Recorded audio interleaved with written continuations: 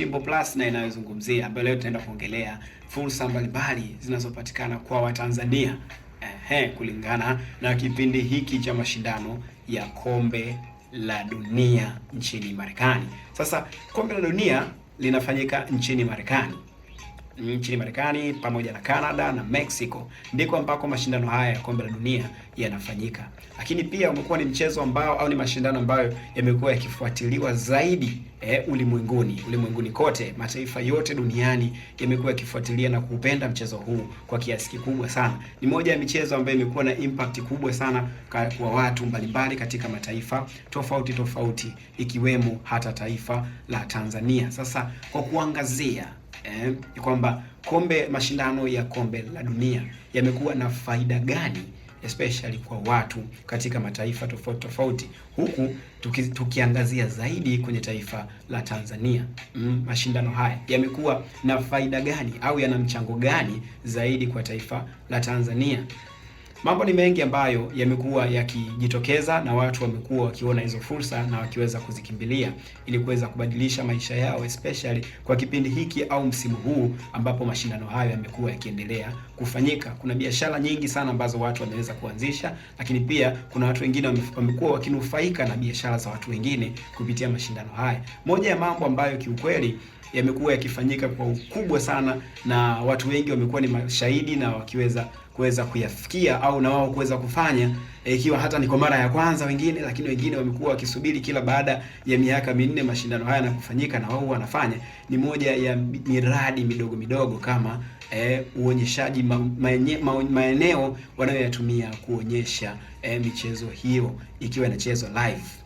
Hili limekuwa ni jambo ambalo watu wengi wamekuwa wakilifanya. Sasa zamani ilikuwa ni kwamba watu wanakaa ndani, kila mtu anajifungia na familia yake, wanakaa kuangalia mpira. Lakini sasa hivi kumekuwa na viwanja na maeneo ambayo watu wamekuwa wakifunga screen kubwa, big screen, lakini pia na kutengeneza mazingira mazuri yanayoweza kumfanya mtu feel comfortable kukaa pale na kuweza kuangalia mpira. Tumeona shuhudia watu wengi sana wakiwa wamekaa kwenye mahali wanaangalia mpira ukishaisha wananyanyuka, wanaondoka, wanarudi majumbani. Lile eneo wanapokaa basi huwa wanafanya malipo.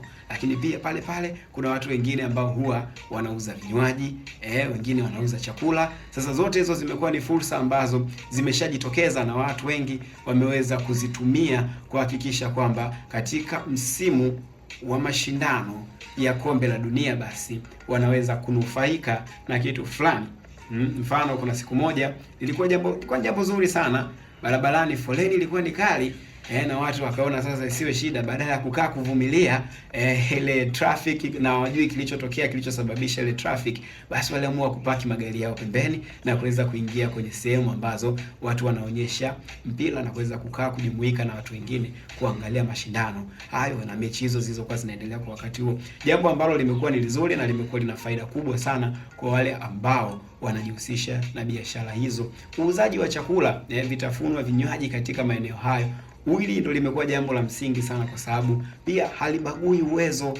Uwe na uwezo wa aina yoyote na mtaji wa aina yoyote, watu wanahitaji kula na watu wanahitaji kunywa. Kuna wakati watu huhitaji maji, kuna wakati watu huhitaji vinywaji vingine, lakini kuna wakati pia watu huhitaji chakula. Basi inakuwa ni rahisi kwa wafanyabiashara wadogo, wakati na wakubwa kuweza kushiriki na kuweza kujitengenezea kipato katika kipindi hiki. Lakini pia haikuishia hapo. Inapofika wakati huu wa mashindano haya, basi hata mashabiki wanaotoka katika mataifa ambayo hayakufanikiwa kushiriki katika mashindano hayo, nao huweza kujipatia timu zao za kushangilia. Sasa hili huweza kuwa faida kubwa sana kwa wale wafanyabiashara wanaouza zile jezi ambazo wale wachezaji wanazivaa wanapokuwa viwanjani. Inakuwaje? Maana ni kwamba mtu anapojitokeza na kwamba yeye anaisupport timu ya taifa ya Spain au Argentina, hata kama sio Muhispaniola au Muargentina, basi hushawishika na huvutiwa zaidi na kuweza kununua jersey ya hizo timu na kuweza kuvaa, especially kipindi ambacho ile timu inakuwa inacheza. Limekuwa ni jambo ambalo ni la kawaida sana, especially katika jamii zetu, kwa sababu watu wengi wamekuwa wakipendelea kuvaa jezi na kutembea nazo mitaani huku wakijivunia zile timu. Sasa ubora na ujuzi na utaalamu wa wale madesigner wa zile jezi wanaoendelea kufanya, na umekuwa ni fursa mojawapo ya kuhakikisha kwamba watu wengi wanajikuta wakijipatia kipato. Distribution, kuna makampuni, kuna watu ambao wanalazimika kuagiza jezi hizo kutoka katika sehemu ambazo zinazalisha jezi hizo, na pia kuzileta na kuweza kuwauzia retailers ambao wao sasa wanaenda kuzipeleka kwa user, na tiririko unakuwa hivyo, ambao sasa unakuwa umemgusa kila mtu, kuanzia yule muuzaji wa jumla, kwanza kuanzia yule mtu anayetengeneza na kuidesign ile jezi,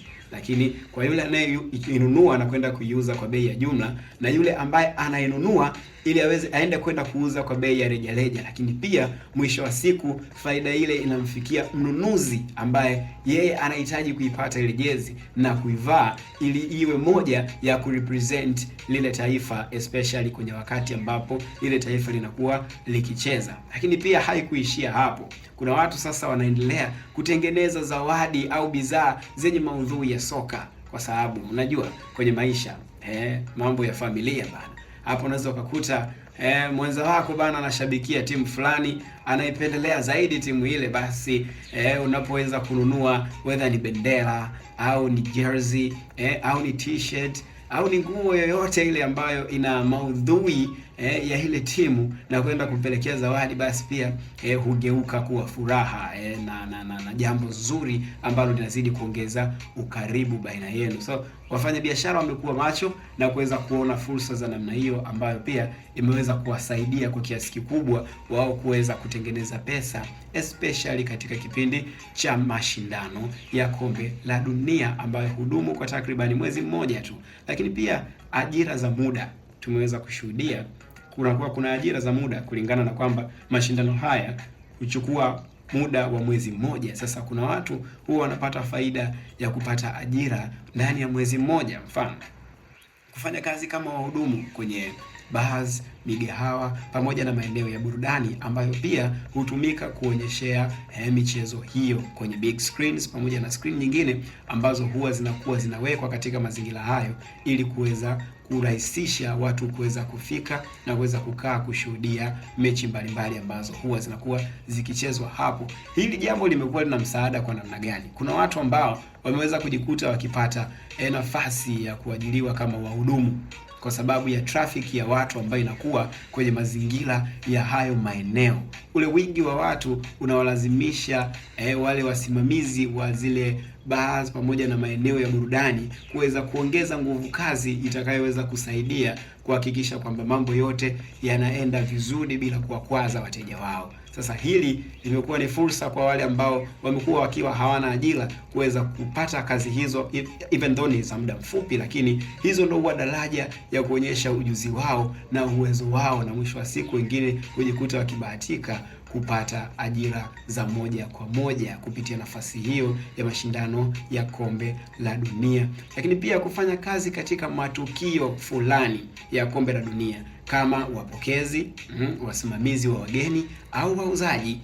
Sometimes kuna maonyesho makubwa huwa yanafanyika ambayo kwenye hayo maonyesho basi huwa wanahitajika watu ambao watafanya kazi za mapokezi, za kupokea wageni, lakini pia kusimamia wageni wawe katika mazingira ambayo ni comfortable kwao kuweza kutulia na kuenjoy. Lakini pia wauzaji wa bidhaa, mfano makishia kwenye maeneo ambayo yalikuwa hayatumiki sasa yanatumika kuonyesha michezo hiyo, basi kuna makishia wanaweza wakahitajika pale kwa bana, nyinyi mko hapo kwa ajili ya kuhakikisha kwamba pesa inakusanywa, lakini mwisho wa siku tunapata report na jambo ambalo litakuwa lina faida zaidi kwenye eneo au sehemu hiyo ya burudani. Lakini pia kwenye urembo na mitindo kuna mambo tofauti ambayo yameweza kujitokeza kama fursa, especially katika kipindi hiki. Mfano watu hupaka zile rangi za timu zao usoni, inaitwa face painting. Utakuwa umeshuhudia sana, huona watu wa mashabiki wale wa mpira na timu mbalimbali huwa wanajipaka rangi kwenye nyuso zao, kwenye miili yao za bendera za timu ambazo huwa wanazishangilia. Jambo hili limekuwa ni jambo ambalo ni la kitamaduni zaidi, kwa sababu imeshuhudiwa kwa miaka mingi na wafuasi wengi au mashabiki wengi wa mpira wamekuwa wakilifanya hilo, na limeonekana kuwa ni jambo zuri kwa mashabiki wengi. Sasa basi wale watu wa kupaka zile rangi na wauzaji wa zile rangi nao wamekuwa wakijitengenezea kipato kikubwa, especially katika kipindi hiki kwenye viwanja, lakini pia hata sio viwanja na maeneo ya watu kuweza kuangalizia mpira, lakini pia kutengeneza mitindo mbalimbali ya nywele au vipodozi vinavyoendana na timu zinazoshiriki katika mashindano ya kombe la dunia. Watu hawakai bali bana. Sasa kuna mitindo ya nywele ambayo mtu anatengeneza, anaweka nywele zake na kuweza kupaka rangi kichwani ili kuonyesha kwamba ana utamaduni, anapenda kushabikia timu fulani, au yeye ni shabiki wa timu fulani, au yeye ni mtu anayeisupport timu fulani. Ili jambo nalo limekuwa ni fursa, especially kwa vinyozi ambao wamekuwa na uwezo mzuri sana wa kuweza kuwatengeneza watu nywele na kuweza kuweka mitindo mbalimbali ya timu ambazo wao huwa wamekuwa wakizisapoti. Sasa hizi zote ni fursa ambazo zimekuwa zikiendelea kuonekana na watu wamekuwa wakizitumia. Haikuishia hapo, tukienda upande wa masoko ya kidijitali, huku nako kumekuwa kuna nafasi kubwa sana na yenye maana sana na yenye uzito kweli kweli, kwa sababu watu wengi wamekuwa wakisimamia kurasa mbalimbali za biashara ambazo wanaweza kuunda kampeni mbalimbali kuhusu kombe la dunia, kuongeza wafuasi pamoja na mauzo. Mfano, katika mitandao ya kijamii kama YouTube, Instagram, TikTok, Facebook pamoja na Twitter au X kwa sasa hivi inaitwa, watu wameweza kujiongeza zaidi kwa kutengeneza maudhui mbalimbali yanayohusiana na mashindano ya kombe la dunia.